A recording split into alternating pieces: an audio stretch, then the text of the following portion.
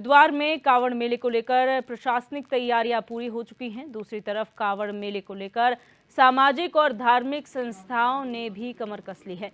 वहीं परशुराम अखाड़े के संतों ने रामेश्वरम धाम में कांवड़ मेले में आने वाले शिव भक्तों की सुविधा को लेकर संतों पर के साथ जो है वो बैठक की। अखाड़े के संतों का कहना है कि कांवड़ मेला शिव भक्ति का एक अनूठा संगम है, इसलिए यहाँ आने वाले भक्तों के लिए सभी सुविधाएं सरकार को समय से पहले कर लेनी चाहिए। वहीं परशुराम अखाड़े के परमाध्यक्ष ने बताया कि हर बार अधूरी तैयारी के साथ मेला कराया जाता है, जिसकी वजह से मेले में आए शिव भक्तों को काफी परेशानियों का सामना करना पड़ता है।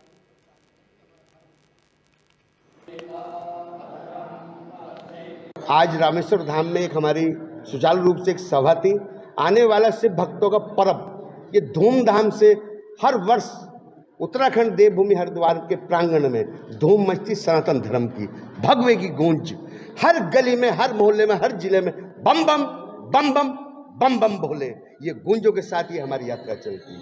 हम निवेदन करते हैं उत्तराखंड की सरकार से, 16 पॉइंट का हमने एक लेटर भेजा था, उसमें वो संज्ञान लें और कांवड़ियों को जो शिव भक्त हैं इनकी पूरी व्यवस्था बनाए, रैन बसेरे बनाए। जो हर वर्ष मेले होते हैं उसमें आधी अधूरी तैयारी होती है। पहले ही मेरा निवेदन है, मेला शुरू होने से पहले, शिव भक्त आने से पहले वो चीज़ पूरी कर लें। शौचालय, पानी, रैन बसेरे, रहने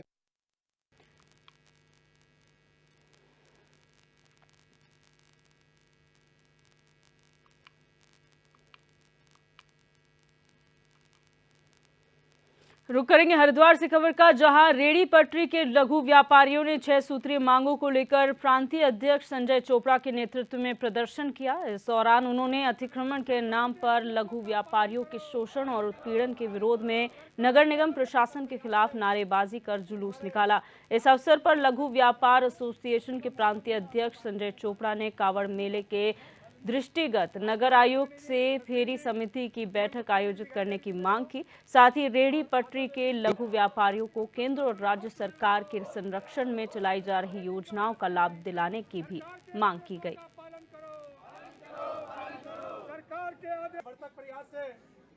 देखिए, आज 6 सूत्री मांगों को लेकर हमने अपना ज्ञापन दिया है कि जिस प्रकार से अतिक्रमण के नाम पे तमाम हमारे रेहड़ी पटरी के लघु व्यापारियों का शोषण उत्पीड़न हो रहा है, इसे कतई बर्दाश्त नहीं किया जाएगा। राज्य में कानून है, आप देख सकते हैं ये 10 नंबर पर, आप ये 10 नंबर पर देख सकते हैं कानून को क्रियान्वयन करने का ये चार्ट है। नंबर 10 पे सीधा लिखा हुआ है फेरी व्यवसाय, फेरी आजीविका सुरक्षा मिशन।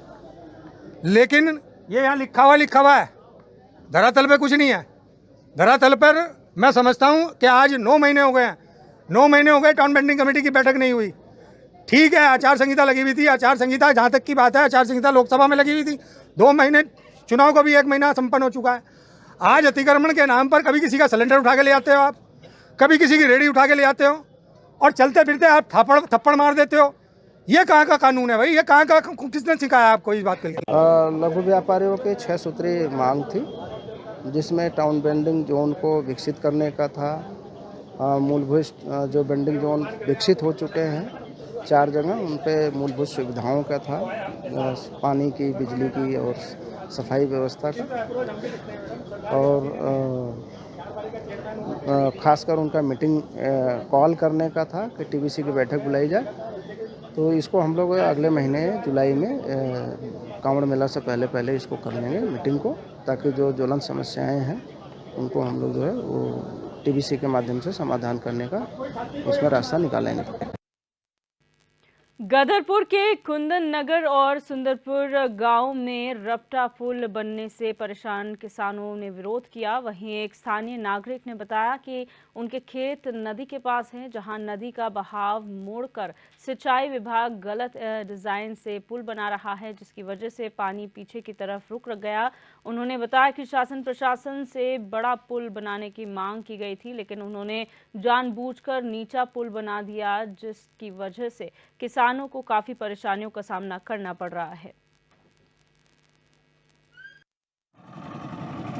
सारी पिचिंग बड़ी मुश्किल से लगवाई थी हमने, भागा दौड़ी करके, और ये पिचिंग लगी है, पानी रुक गया, अब गिर रहे हैं। अब हमको दीवार के लिए क्या है, कल हमने पटवारी जी को बुलाया था। पटवारी जी कहेंगे अमित नारायण से और जेई जी से कि ये दीवार बन जाएगी अपनी, बस इसके बाद हमें और कुछ नहीं चाहिए, ना हमें कोई विवाद है ना कुछ नहीं है। अभी नुकसान क्या हो रहा है आपके? नुकसान पिचिंग गिर गई, देखो पिचिंग गिर रही है, नीचे से गिर भी गई, नीचे चली गई, ऊपर से पानी आ गया। सर हमारा मसला ये है, ये जो पुल बना है सुंदरपुर और कुंदन नगर के बीच में, इस पुल का जो फर्श है वो लेबल से इन्होंने बना दिया है ऊंचा, और उसका डिज़ाइन गलत था या क्या है मुझे नहीं पता। फर्श बन गया है ऊंचा। फर्श ऊंचा बनने की वजह से जो पानी है वो मेरे खेत के पास खड़ा हो गया है। मेरे खेत के पास पानी खड़ा होने की वजह से जो मेरी पत्थर की पिचिंग लगी हुई है वो अभी से ही गिरना शुरू हो गई है। कल को अगर 2 बारिशें आएंगी तो ये सारी पिचिंग जो है वो नीचे पड़ी होगी, और ये नदी जो पहले वहाँ हुआ करती थी कुछ सालों में ये यहाँ आ गई है। अगर यहाँ पिचिंग का रुकाव नहीं होगा तो कल को ये हो सकता है कि गाँव तक पहुँच जाए। तो मेरी मांग यही है कि इस पिचिंग ये ना गिरे, इसको रोकने के लिए यहाँ पर एक दीवार बना दी जाए ब्लॉक टाइप की, जैसे ये बनी हुई है, ताकि मेरा। अब बढ़ते हैं आगे, रुक करेंगे चंदौली से खबर का, जहां आकाशीय बिजली गिरने से व्यक्ति की मौत हो गई है। बड़ी खबर आपको बता रहे हैं, जहां पर बिजली का तार, यहां पर आपको बता दें आकाशीय बिजली गिरने से व्यक्ति की मौत हुई है। आम के बगीचे की रखवाली करने गया था ये व्यक्ति। सूचना मिलते ही मौके पर पहुंची पुलिस, पोस्टमार्टम के लिए भेज दिया गया है। सदर कोतवाली क्षेत्र के खग्गवल गाँव के पास की ये घटना है। तो ये बड़ी खबर आपको बता रहे हैं चंदौली से, जहां पर आकाशीय बिजली की चपेट में एक युवक आ गया, जिसके बाद उसकी मौत हो गई। आम के बगीचे के ये युवक रखवाली करता था। सूचना मिलते ही मौके पर पहुंची पुलिस ने पोस्टमार्टम के लिए शव को भेज दिया है।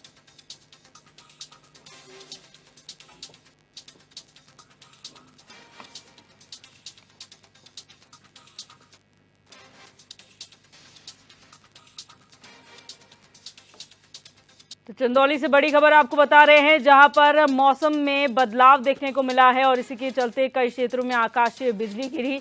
इसी क्रम में एक व्यक्ति आकाशीय बिजली की चपेट में आ गया। चंदौली का ये पूरा मामला है, जहां आम की बगीचे की रखवाली करता था और जिस वक्त ये घटनाक्रम हुआ वहीं पुलिस को सूचना दी गई और मौके पर पहुंचकर पुलिस ने शव को पोस्टमार्टम के लिए भेज दिया है। ये पूरा मामला सदर कोतवाली क्षेत्र के खगवल गाँव के पास का है।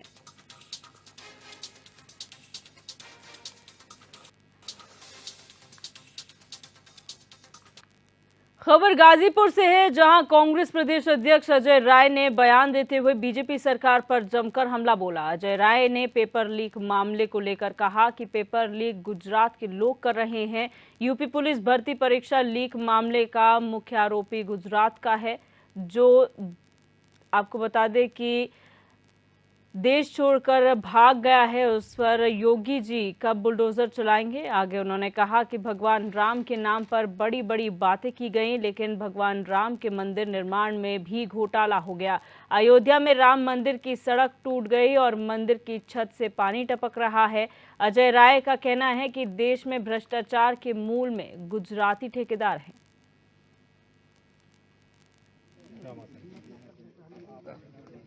जो पकड़े गए हैं गुजरात के लोग, आपने देखा होगा ना कि सारा काम कौन कर रहा है, पेपर वाला सारा काम गुजरात के लोग कर रहे हैं।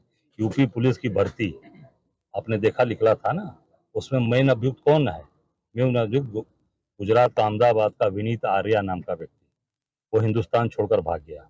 उसके ऊपर योगी जी कब कार्रवाई करेंगे, उसके घर पर बुलडोजर कब चलाएंगे, ये पूरे प्रदेश की जनता और देश के लोग जानना चाहते हैं। जिस भगवान राम के नाम पर बड़ी बड़ी बात बोली गई और भगवान के राम के मंदिर में भी घोटाला हो गया, भगवान के मंदिर में भी पैसा खा गए। सड़कें जो राम पथ की सड़कें बनी हैं वो पूरी सड़क बैठ गई, टूट गई। सोचिए आप, वो पूरी सड़कें बैठ गई। मैं देखा कि 20-22 जगह गड्ढे हुए, बैठ गई। भगवान के मंदिर में अंदर पानी टपक रहा। और बोल कौन रहा है, बताया किसने? जो प्रधान पुजारी सत्येंद्र दास जी, जो लगातार भगवान राम की सेवा लगातार करते थे, पूरा जीवन उन्हें लगा। अब बात करेंगे हमीरपुर से खबर की, जहां घरेलू बिजली कनेक्शन ट्रांसफर कराने को लेकर एक परिवार करीब 8 महीने से ऑफिसों के चक्कर लगा रहा है, लेकिन अभी तक उनकी समस्या का समाधान नहीं हो पाया है। जिसके बाद अब मजबूर परिवार ने डीएम कार्यालय पहुंचकर बिजली कनेक्शन को ट्रांसफर कराए जाने की गुहार लगाई है। पीड़ितों का कहना है कि घर में बिजली न होने की वजह से बच्चों की पढ़ाई लिखाई में बाधा उत्पन्न हो रही है। वहीं पीड़ितों ने विभाग में तैनात जेई पर बिजली कनेक्शन ट्रांसफर करने के नाम पर 40,000 रुपये मांगने और रुपये न देने पर बिजली कनेक्शन ट्रांसफर नहीं करने का आरोप लगाया है।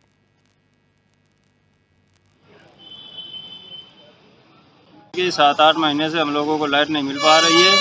हमारे बच्चे बीमार हो रहे हैं। अस्पताल या दूसरे दिन अस्पताल जाते हैं, बच्चे 7-8 में पढ़ रहे हैं, बच्चे को पढ़ाई 7-8 महीने से नहीं हो पा रही है। हम उस चीज़ को लेकर परेशान हैं। हमारा बाढ़ में घर गिर गया था तो हमारा जाई साहब मीटर ट्रांसफर नहीं कर रहा है और 8-9 महीने से वहाँ अंधेले में रह रहे हैं। हमारे बच्चे बीमार हो जाते हैं, न बच्चे पढ़ पाते हैं न लिख पाते हैं। बड़े बड़े सांप घुस जाते हैं अंधेले में, ना हम खाना बना पाते हैं और नहीं हम रह पाते हैं। गर्मी के लिए हमारे बच्चे बीमार होते हैं। जितना कमाते हैं पैसा तो सब अस्पताल में बच्चों के लिए लगा देते हैं, तो क्या खाएं क्या कमाएं। संबंध में महिला घूमती जी थी, परमिशन मेरे पास आई थी। पहली बार जो महिला जो कह रही है कनेक्शन ट्रांसफर, घरेलू कनेक्शन, ट्यूबवेल कनेक्शन के अलावा कोई कनेक्शन ट्रांसफर करने की उसमें इलेक्ट्रिसिटी कोड में प्राविधान नहीं है। दूसरी चीज का जो नया मकान ने प्रधानमंत्री आवास बनाया है, अपने खेतों में बनाया है, वहाँ आसपास खंबा वगैरह नहीं है, तो इसलिए वहाँ पर कनेक्शन ट्रांसफर नहीं हो सकता। रामपुर जिले में बीजेपी जिला अध्यक्ष हंसराज पप्पू के बेटे और पुलिस कर्मियों के बीच झड़प का वीडियो वायरल हुआ है। जिला अध्यक्ष के बेटे पर पुलिस कर्मियों को गाली देने और बदतमीजी करने का आरोप लगाया गया है। वहीं मामला जिला अध्यक्ष से जुड़ा होने को लेकर अब तक इस पर कोई कार्रवाई नहीं हुई है। अरे भैया ले जाओ, ले जाओ, ले जाओ। समझा रहा हूँ मुझे समझा रहा हूँ। अरे गाड़ी में बैठो यार, ड्रामा कर रहे हो यार, मुझे समझा रहा हूँ मैं।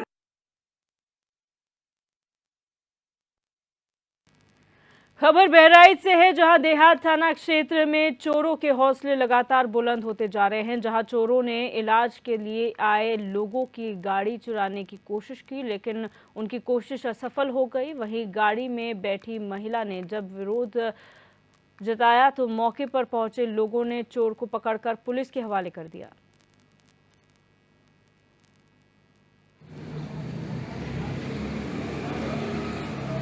अभी वो दूसरा लिया हम सवेरे दवाई ले, उसके बाद में एसी हमारा गड़बड़ रहा है तो हम रहनी एसी देखा हुआ तीन मोहनी पे नहाई के गाड़ी में घुस गया लगा हुआ। अच्छा, तीन मोहनी कहाँ करे आई रहा तीन मोहनी गाड़ी एसी से एसी सही करा हुआ गाड़ी में नहीं सब फल ले चले गए रहे। बाद में आई के गाड़ी में बैठ गया, लिए जाता रहा तो हम भाई जान पुकारा।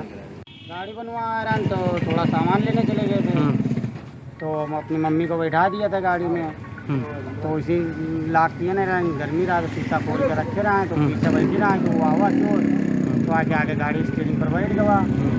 और मम्मी हमारी अकेली थी तो उधर बगल में दुकान वाले को खड़ा बैठे थे दो लोग। तुम्हारी मम्मी बोली भैया भैया कौन हो, तो बोला कि तो वो जब चोर है तो बोलेगा कैसे। वो मम्मी से हमने कहा लगा तुम्हारी हम लौंडे हैं, हम भी आए तो हम कहे तू हमारा भाई है, तो हम कहें तुमको हम जानते नहीं तुम्हारा भाई कैसे है। किस वही चोर ने उतने में उतर ही आया, उनको बता रहा है मैं इनको जानता हूँ उनको जानता हूँ। फिर बाद में पुलिस वाले आए उसको लेके गए। क्या कर रहा था वो? गाड़ी में चाबी लगा रहा था। बढ़ते हैं आगे। कानपुर सेंट्रल पर एसीएम संतोष त्रिपाठी का फिर चाबुक चला, जहां बगैर टिकट यात्रियों से जुर्माना वसूला गया। मौजूदा वक्त में तमाम राज्य भीषण गर्मी का प्रकोप झेल रहे हैं। आम से लेकर खास सभी लोग हीट वेव से परेशान हैं। ऐसे में भारतीय रेलवे सुरक्षित यात्रा के लिए अभियान चला रहा है। इसके तहत एसी और स्लीपर कोचों में कंफर्म टिकट के अलावा भी आम यात्री चढ़ जाते हैं, जिससे कंफर्म टिकट वाले यात्रियों को काफ़ी परेशानियां उठानी पड़ती हैं। इसी को देखते हुए कानपुर सेंट्रल पर भी लगातार अभियान चलाया जा रहा है।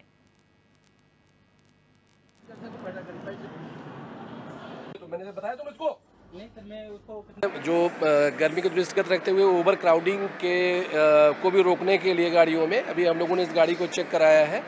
तो इसमें अबाउट 75 लोग हैं लगभग, जिनको कि हम लोग उतरवा करके जनरल कोचेज़ में शिफ्ट करवाए हैं, जो वेटिंग लिस्ट पैसेंजर्स थे। साथ ही साथ प्लेटफॉर्म पे और गाड़ियों पे चेकिंग भी कराई गई है, जिसमें 45 के लगभग लोग जो है पैसेंजरों को चार्ज किया गया है, प्लेटफॉर्म में चार्ज किया गया है। खाने की गुणवत्ता को भी प्लेटफॉर्म पे मैंने चेक करवाया। यात्रियों से पूछताछ क्रम में उनके गुणवत्ता के बारे में बात की गई, तो उन्होंने फिलहाल खान पान का जो सुविधा यहाँ प्रदत्त है कानपुर सेंट्रल स्टेशन पे, उनकी गुणवत्ता के बारे में उन्होंने तारीफ की और कोई नेगेटिव रिमार्क्स नहीं मिला है। और ये कार्यक्रम हमारा जो है हमारे मंडल प्रबंधक और डिप्टी CTM महोदय के निर्देशानुसार ये चलाया जा रहा है, जो कि अभी कंटिन्यूस हम लोग हमारी टीम, कमर्शियल की टीम, टिकट चेकिंग स्टाफ के साथ हम लोग कर रहे हैं। इसमें RPF का भी सहयोग मिल रहा है, वो भी साथ में हमारे हैं। और जो भी इरेगुलर पैसेंजर मिल रहे हैं उनको हम लोग चार्ज करा रहे हैं। स्टेशन पे साफ सफाई को दृष्टिगत भी हम लोग देख रहे हैं, और जो पैसेंजर धूम्रपान या इस तरीके से करते हुए पाए जा रहे हैं, गंदगी फैलाते पाए जा रहे हैं, उनके अगेंस्ट भी रेलवे नियमानुसार कार्रवाई की जा रही है।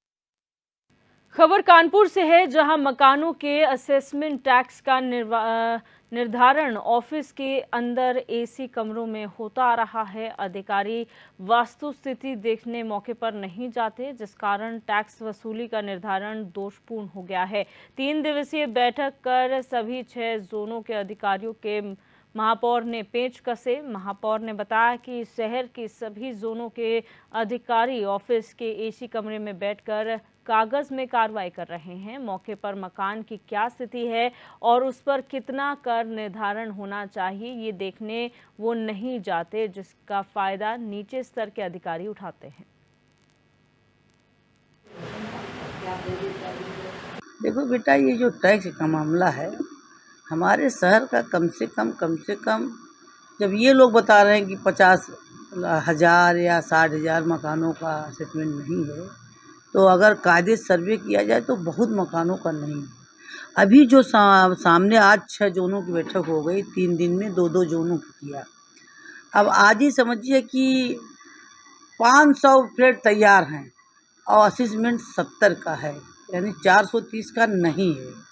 अभी एक मैटर इधर का था जोन 6 का, उसमें 2000 फ्लैट बने, साली 1000 का असेसमेंट है। तो इन लोगों से आज तो हमने सबसे बैठक की, सबसे हमने रिक्वेस्ट की कि आप लोग इस अपनी खामियों को इसको ठीक करो और मेहनत करके आप इसको हमको अगली बैठक में सब हमको ला दो। तो इन लोगों ने कहा कि ठीक है, क्योंकि ये लोग जाते नहीं हैं, बस ऑफिस में बैठ करके। देखिए, ऑफिस में बैठ करके कोई काम नहीं हो जब तक आप फील्ड में नहीं निकलोगे।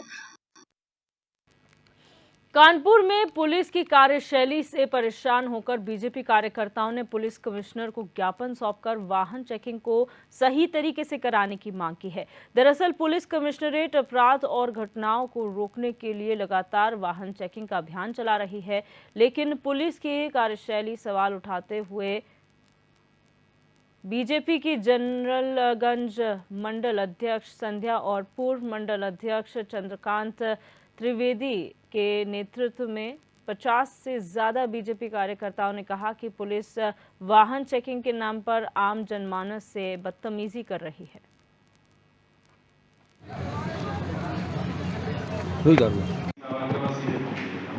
हम सब भारतीय जनता पार्टी के कार्यकर्ता हैं। लगातार वाहन चेकिंग के दौरान जिस प्रकार की अभद्रता हमारे कार्यकर्ताओं के साथ हो रही है, कोई कार्यकर्ता ब्लड देने जा रहा, अकस्मात हम लोग समाज की सेवा, जनता की सेवा के लिए लगे रहते हैं, अचानक कोई बुलाता है तो उस समय परिस्थितियाँ ये होती कि हम लोग अकस्मात मान लीजिए हेलमेट नहीं ले पाए, कागज़ हमारे पूरे हैं, लेकिन अगर कोई कार्यकर्ता किसी प्रकार की बात कराता है किसी संगठन के व्यक्ति से, तो उसके बात करने के बाद भी उसका इस प्रकार का चालान आ जाता है 2500, 5000, तो जिससे समस्या कार्यकर्ताओं को उठती है और वो बाद में वो छवि हम लोगों की धूमिल होती है अपने क्षेत्रों में। तो आज उसके विषय में हम लोग यहाँ माननीय पुलिस आयुक्त जी को एक ज्ञापन देने आए थे कि कार्यकर्ताओं के साथ जो नरमी हो सके या जनता के साथ जो नरमी हो सके प्रशासन द्वारा वो की जाए। अब रुक करेंगे संभल से खबर का, जहां कार सवार बदमाशों ने शराब दुकान के सेल्समैन का तमंचे की नोक पर अपहरण कर लिया। पुलिस ने घेराबंदी कर पीड़ित को सकुशल छुड़ा लिया है, वहीं एक बदमाश को गिरफ्तार भी किया गया है। घटना संभल जिले के गुन्नौर थाना क्षेत्र के स्टेट हाईवे पर गांव जगन्नाथपुर की है, जहां कार सवार बदमाशों ने बाइक रोककर शराब सेल्समैन का तमंचे की नोक पर अपहरण कर लिया था। घटना के वक्त सेल्समैन शराब दुकानों से कैश वसूली कर कैश मैनेजर के साथ ऑफिस आ रहा था। एक शराब की दुकान में सेल्समैन है का इको गाड़ी में कुछ लोगों द्वारा अपहरण कर लिया गया है। इस सूचना पे तुरंत थाना गुन्नौर पर सुसंगत धाराओं में अभियोग पंजीकृत किया गया और अपराध की बरामदगी हेतु टीम का गठन किया गया, जिसके चलते हुए क्षेत्र में नाकाबंदी की गई और संदिग्धों पर दबिश दी गई, जिसके कारण अपराध प्रदीप को सकुशल बरामद कर लिया गया है तथा घटना में नामित एक अभियुक्त कृष्णपाल उर्फ विनोद सन ऑफ गिरीश को मई को कार गिरफ्तार कर लिया गया है। घटना के संबंध में जानकारी की गई तो ज्ञात हुआ कि एक माह पूर्व उक्त शराब की दुकान पर सेल्समैन और एक चंद्रहास उर्फ काले निवासी रजपुरा के बीच में शराब की कीमतों को लेकर विवाद हुआ था, जिसके चलते हुए चंद्रहास निवासी रजपुरा प्रदीप और अन्य सेल्समैन से रंजिश मानता था और उनसे बदला लेने की फिराक में था। कल रात्रि को जब प्रदीप अपने सेल्समैन साथी के साथ मोटरसाइकिल से वापस जा रहा था तो मौका देखकर चंद्रहास ने अपने साथियों के साथ इको गाड़ी में ये घटना कारित की। अब तक इसमें एक नामजद अभियुक्त गिरफ्तार हो चुका है तथा इसके घटना में अन्य 4 व्यक्ति की गिरफ्तारी हेतु दबिश दी जा रही है। शीघ्र ही उनको गिरफ्तार कर इसमें विधिक कार्रवाई की जाएगी। वहीं सोनभद्र में अवैध रूप से ट्रकों द्वारा वसूली करने के आरोप में 5 पुलिसकर्मी निलंबित किए गए हैं। रॉबर्ट्सगंज कोतवाली क्षेत्र के हिंदुआरी चौक पर तैनात हेड कांस्टेबल आशीष कुमार यादव, धनंजय राय और कांस्टेबल संजीव कुमार निर्मल को सस्पेंड कर दिया गया है। रॉबर्ट्सगंज कोतवाली में तैनात हेड कांस्टेबल रमा दत्त दुबे और कांस्टेबल विजय प्रसाद को भी एसपी ने निलंबित किया है।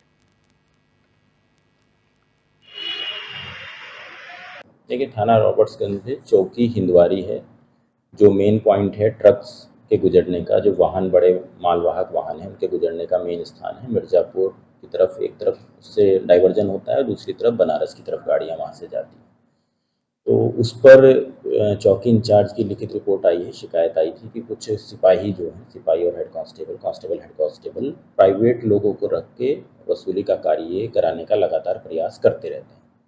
उसी रिपोर्ट के आधार पर 4 कांस्टेबल्स को कल निलंबित किया गया है और उनके खिलाफ प्रारंभिक जांच की जा रही है अपर पुलिस अधीक्षक के द्वारा।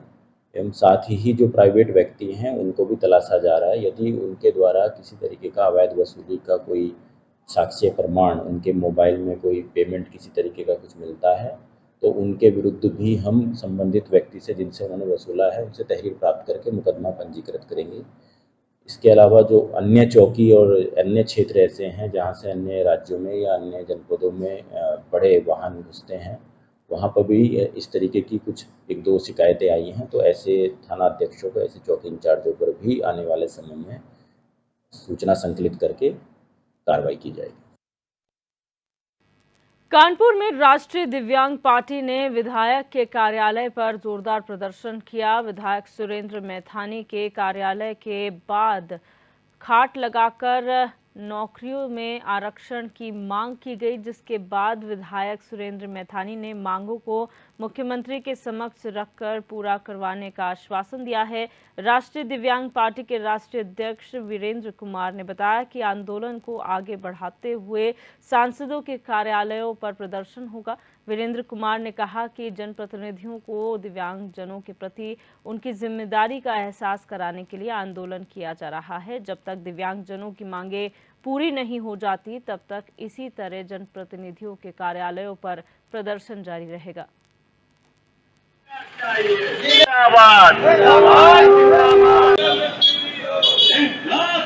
राष्ट्रीय दिव्यांग पार्टी जनप्रतिनिधियों को दिव्यांगजनों की समस्याओं से अवगत कराने के लिए खाट बिछाओ अधिकार दिलाओ आंदोलन ने शुरू किया है, जिसके तहत आज माननीय सुरेंद्र मैथानी जी गोविंद नगर विधानसभा के विधायक हैं। उनके कार्यालय में हम लोगों आज खाट बिछाकर और अपना ज्ञापन प्रेषित किया है। माननीय मुख्यमंत्री जी के नाम संबोधित ज्ञापन है, जिसमें दिव्यांगजनों का रिजर्वेशन कोटा पूरा कराने की मांग है, सामाजिक समानता कानून बनाकर नौकरी, रोजगार, स्वास्थ्य, शिक्षा, सुरक्षा की मांग है, 100% गारंटी देने की मांग है, आयुष्मान अंत्योदय योजना के कार्ड बनाने की मांग है। तमाम 10 सूत्री डिमांड है जिसको हम लोगों ने आज प्रेषित किया है। विधायक जी ने टेलीफोन पर हमको आश्वस्त किया है कि वो माननीय मुख्यमंत्री जी के सामने हमारी मांगों को रख करके उसको पूरा कराने का प्रयास करेंगे और उसके बाद हम लोगों ने आंदोलन खत्म। माननीय वीरेंद्र जी अध्यक्ष जी ने एक मुख्यमंत्री जी के नाम पत्रक दिया है और एक विधायक जी से वार्ता हुई थी, क्योंकि अचानक विधायक जी को लखनऊ जाना पड़ गया। इस कारण उनसे टेलीफोन पर वार्ता हो चुकी है अध्यक्ष जी की, और उस क्रम में हमने विज्ञापन लिया है जो मुख्यमंत्री जी तक माननीय विधायक जी पहुंचाएंगे। और लोकल समस्याओं में 2 अधिकारियों से मैंने बात किया, उन्होंने आश्वस्त किया है और अध्यक्ष जी को बुलवाया भी है। उन्हें संतुष्ट करेंगे, ये उनकी जिम्मेदारी।